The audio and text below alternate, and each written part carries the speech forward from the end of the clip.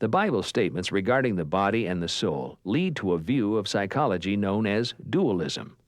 Dualism is the belief that human nature consists of two fundamental kinds of reality: the body, which is physical or material, and the mind, which is spiritual or immaterial.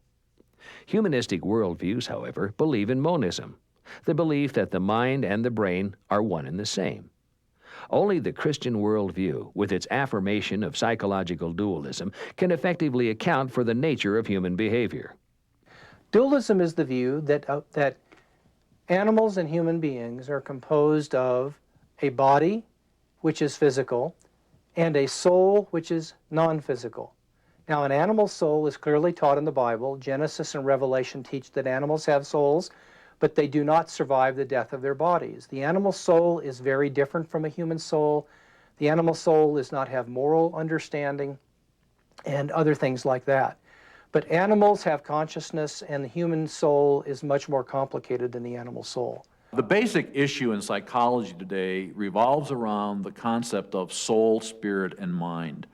The atheistic, reductionistic position, by reduction here I mean you reduce the mind to the brain, you reduce the brain to matter, you reduce the matter to chemical elements and so forth, and you determine, the conclusion is man is simply matter in motion.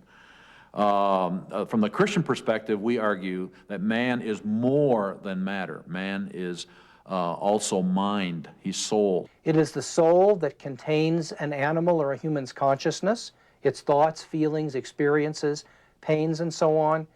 And the soul is what makes the body alive. Biblical Christian psychology addresses the sinful nature of human beings. Understanding this reality is critical for understanding people's nature and mental processes. People's sinful natures and desires to rebel against God are the source of most psychological problems. If you don't understand that human beings are sinful, you don't understand human beings, and you won't know how to treat them. Any therapeutic method that is built on the inherent goodness of human beings is going to go awry, because you're going to ignore the fact that there's hate in the hearts of human beings.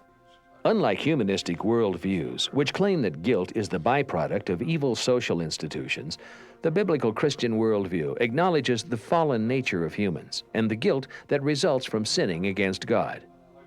If you believe that human beings are basically good and you overlook our fallen nature, then you focus simply on guilt feelings.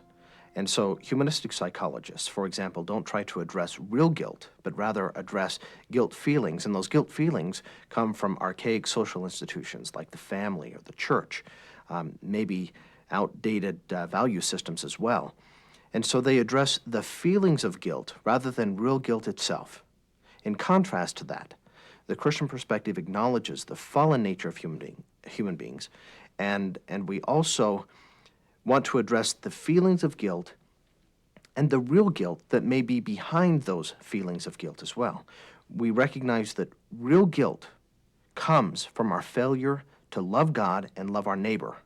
And so, in contrast to a humanistic perspective that says that we need to redefine or repress guilt and guilt feelings, the Christian perspective acknowledges human responsibility.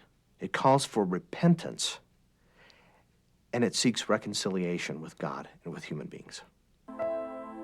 Another difference between Christian and humanistic psychology is in the area of suffering. Whereas humanistic psychologies attempt to alleviate all personal suffering, Christian psychology believes that God can use suffering to bring about positive development in an individual. As William Kilpatrick wrote, "The real test of a theory or way of life is not whether it can relieve pain, but what it says about the pain it cannot relieve." And this is where I believe secular psychology lets us down and Christian psychology supports us. There are things that God has to teach us about Himself and about ourselves that we could not learn any other way than through suffering, and that therefore suffering may well be a part of God's economy for humanity to bring people to a knowledge of Himself. Christian psychology believes that God can use suffering to bring about positive development in an individual. Finding meaning in suffering is a feature that is unique to Christian psychology.